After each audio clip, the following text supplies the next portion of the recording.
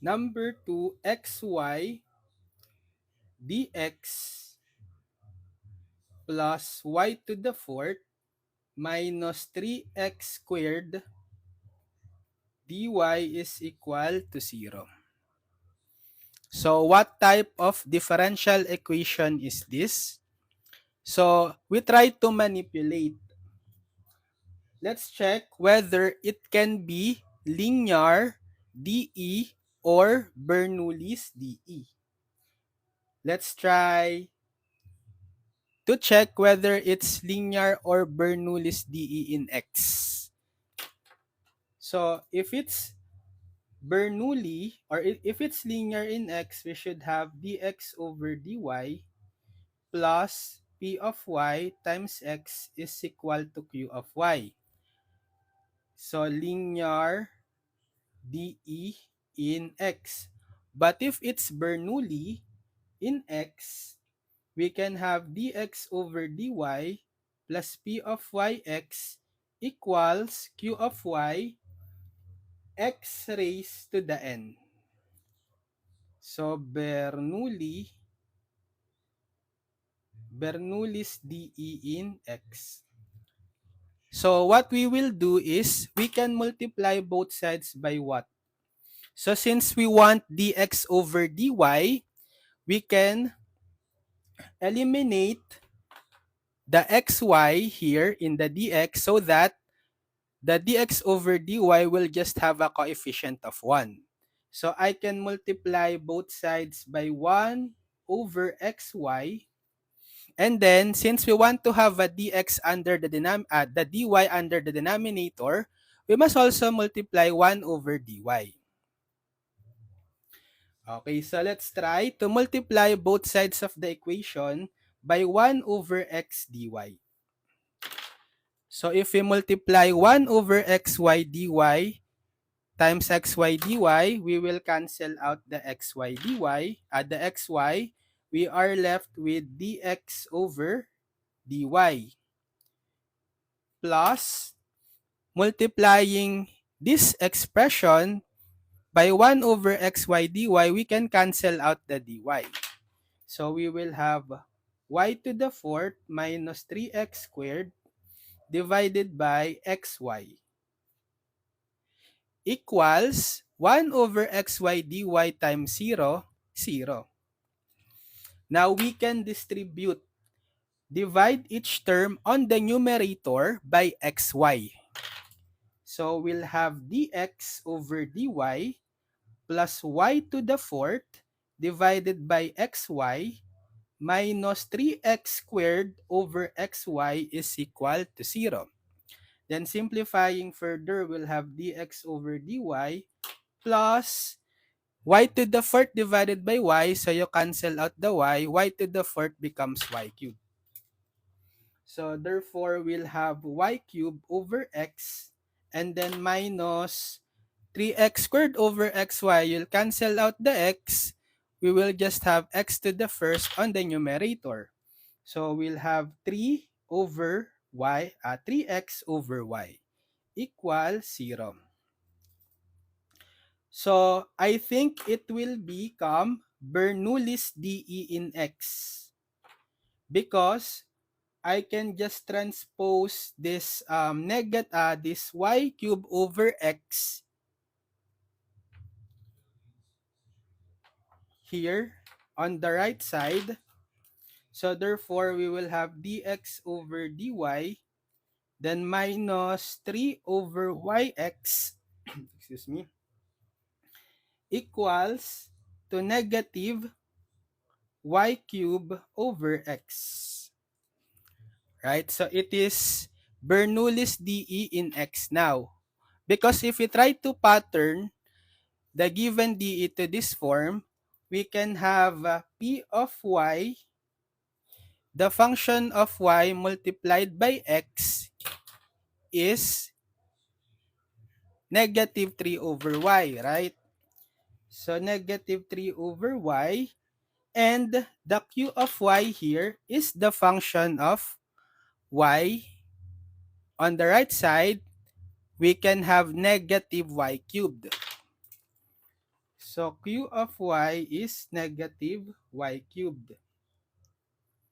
And then the power of x here is equal to 1 over x. And we know that 1 over x is x to the negative 1, right?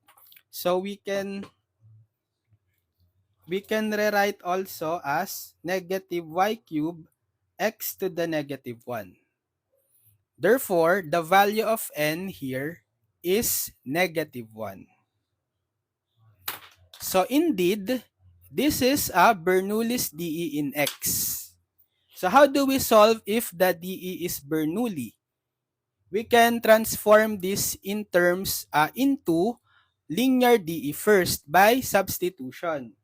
So we can let's say let's introduce a new variable, any variable you want. Let's say z. Let z be equal. Usually, you let z be equal to the expression or terms multiplied by x.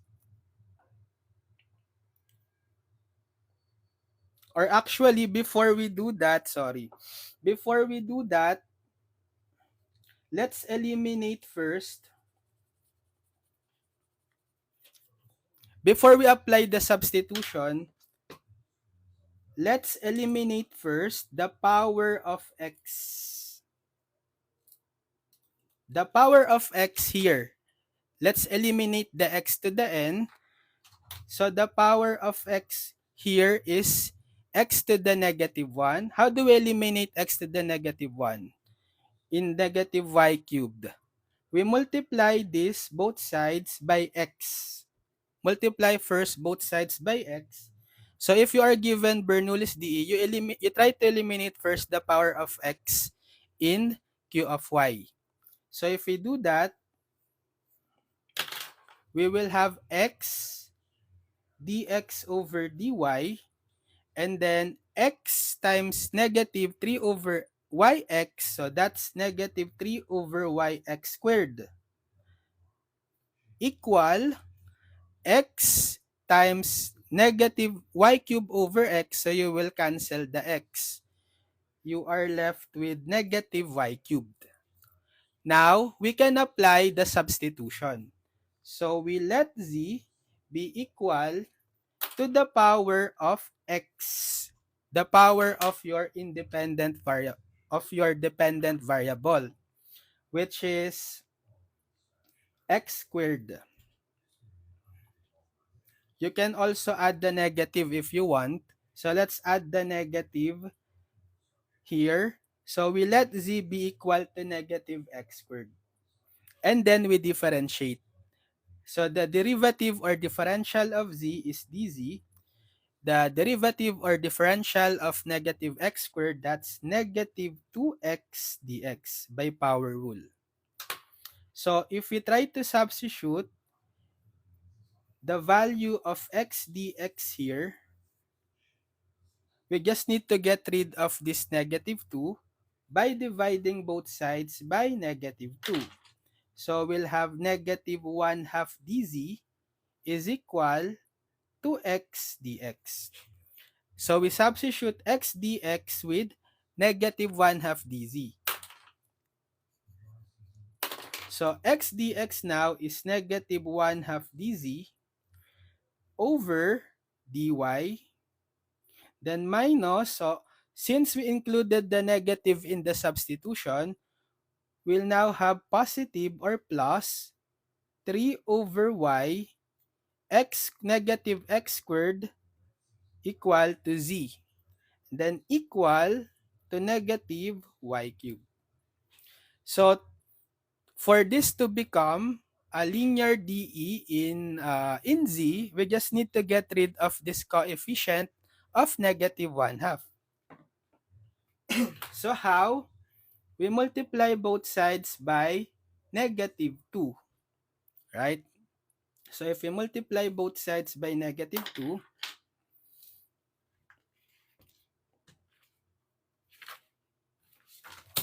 so we will have cancel the negative 2, we will have dz over dy, then negative 2 times 3y over z, negative 6 over y, z, negative 6 over y, z, then equals negative 2 times negative y cubed, positive 2y cubed. So therefore, the differential equation becomes a linear dE in z. It now takes the form dz over dy plus p of y z is equal to q of y, right? If we pattern the given dE to this form, the value of p of x is what? The function of y that is multiplied by z, negative 6 over y, negative 6 over y, and for the q of y, it is the function of y on the right side, which is positive 2y cubed. So how to solve linear DE? We find the integrating factor, or IF. What's the formula for IF? E raised to the integral of p of y dy. And then we substitute the value of p of y, negative 6 over y. So integral of p of y, negative 6 over y dy. So since negative 6 is just a constant, you can put it in front of the integral. So e raised to the negative 6 integral of dy over y. So e raised to negative 6, what is the integral of dy over y? Ln y. So you can put this negative 6 as an exponent of y, applying the power the power law of exponent, right? If you have n ln x, it's equal to ln x to the n. So we will have e raised to ln of y to the negative 6. And then applying the inverse property, if we have e raised to ln x, it's equal to x. So therefore, we can cancel out this e raised to ln. We'll just have the absolute value of y to the negative 6. And the absolute value is not important. You can just omit that. Therefore, the final value of the integrating factor is y to the negative 6. So once you have the integrating factor, you can write the general solution. What is the general solution for first order linear DE? Whatever is your dependent variable, the z, right? Multiply it with the integrating factor IF, equal to the integral of q of y times the integrating factor dy plus c. So we just need to substitute the value of integrating factor y to the negative 6. So z times if y to the negative 6 equal to the integral of q of y, 2y cubed.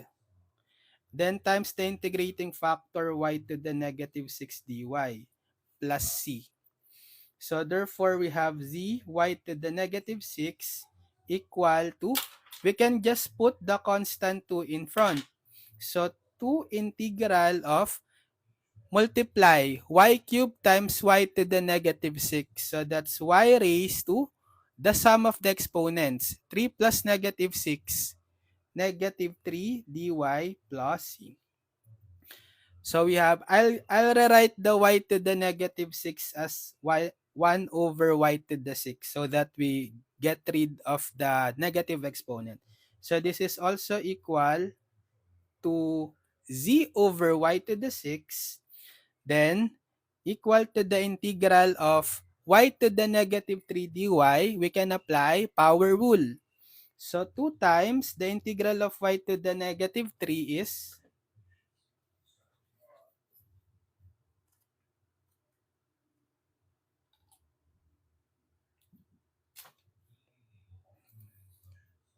y to the negative 3 plus 1, negative 2, over negative 3 plus 1, negative 2, plus c. So therefore, we have z over y to the 6 equal to, cancel out the 2, we have negative y to the negative 2, or 1 over y squared, plus c. But we need to substitute back the z in terms of the original variable. What is the original variable? We have x and y, right? Z is equal to negative x squared.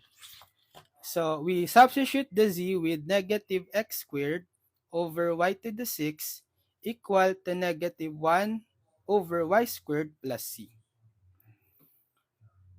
So if you eliminate or get rid of the denominator, we can multiply both sides by the LCD. What is the LCD? Y to the 6th. So we multiply both sides by y to the 6th. Or I'll include also the negative sign here. So I'll multiply both sides by negative y to the 6th.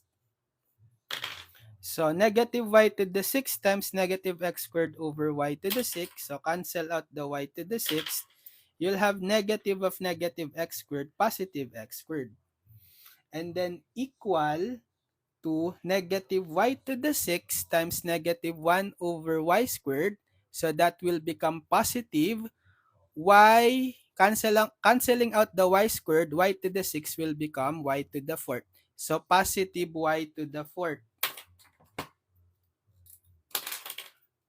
Y to the 4th.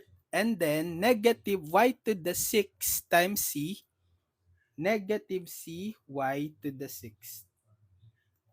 Okay.